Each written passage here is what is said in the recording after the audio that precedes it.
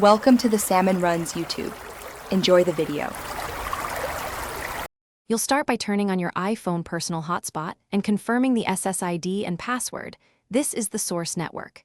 Next, power your travel router and enter its setup page, often 192, 168, 0, 1, then choose Client or Wireless Bridge mode.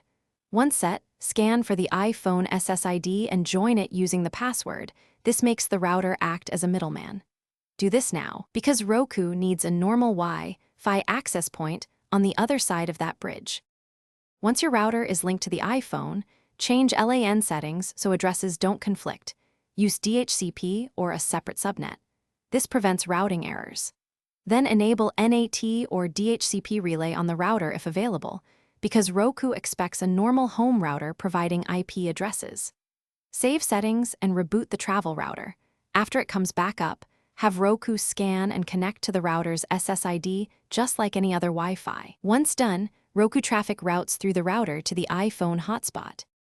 Finish by launching a streaming app on Roku and playing a short 720p clip to confirm. If playback stalls, reboot devices in order. iPhone first, router second, Roku last.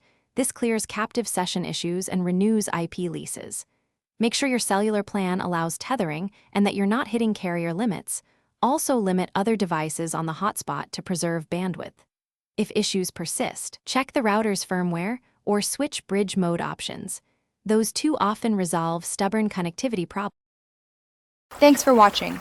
Consider subscribing if we helped you.